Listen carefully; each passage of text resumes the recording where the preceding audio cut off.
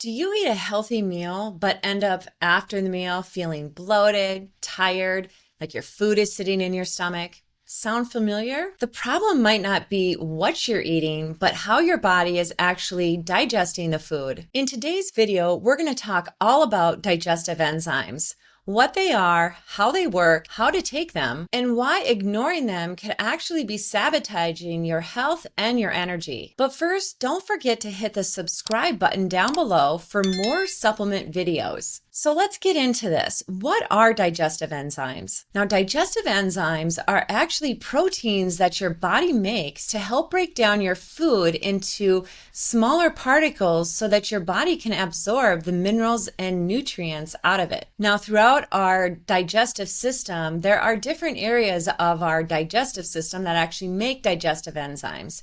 You start producing them as soon as you put them in your mouth, and most of them happen in your stomach because they come from your pancreas. But a few that I will highlight is amylase. Amylase, it helps to break down the carbohydrates or sugars that we consume. It breaks it down into simple sugars so that our body can use the nutrients. And then we have protease, and protease breaks down proteins into our amino acids. And of course, there's lipase that breaks down our fats into fatty acids. Now, these enzymes are naturally produced in our saliva, our pancreas, our stomach, and our small intestine. And without having these enzymes, even good foods turn into foods that could be a big issue and cause a lot of digestive upset. So why do these digestive enzymes, why are they so important for gut health? Well, as I just shared, enzymes is the first step to breaking down our foods. They do a lot of that work. And when those enzymes are working efficiently, we're able to break our food down well,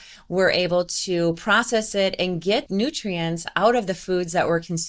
Therefore, our gut lining stays healthy and our gut microbiome. But if these enzymes start not producing as efficiently, we start having a lot of gut distress.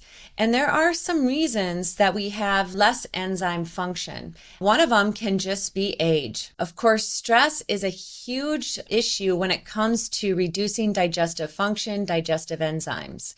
Also, there's inflammation or just simply a poor diet.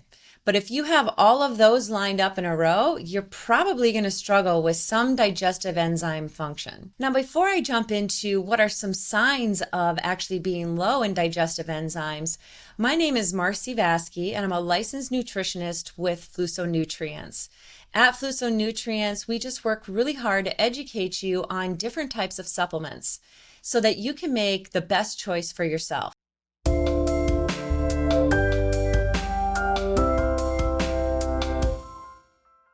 So let's lean into what are some signs that you may be low in digestive enzymes. The number one sign could be that you feel full or really bloated after you eat a meal. So you just kind of feel like, oh, my food is sitting for so long, or you don't get hungry within several hours of eating.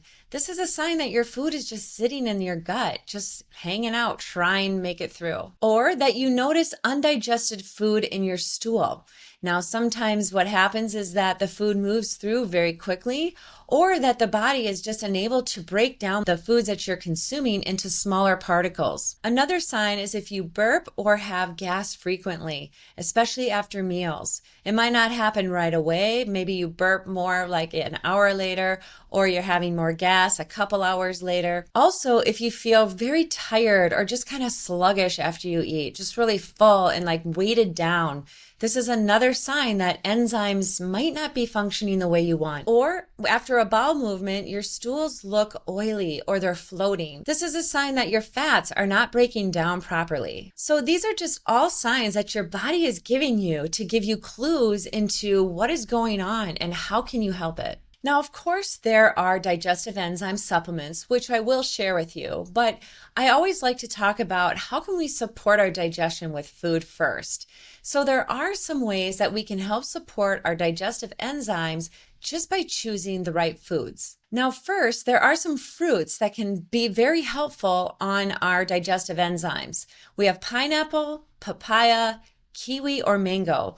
all great for helping to support that digestion of our food. Another key thing is to make sure you're chewing thoroughly. Now, of course, sometimes we are in such a big rush when we're going to eat our lunch, for example, during the day, trying to get back to our desk, trying to get all the things done, that we're just scarfing food in. This can cause issues with digestion. So making sure you just kind of slow down, chew your food, enjoy your food. This puts your stomach and your digestive system into a more calm state, meaning that then your body can actually do the job it needs to do. When you're rushing around trying to eat fast, just think how your body feels. That's how your stomach feels. Of course, supporting your stress. Try to manage your stress.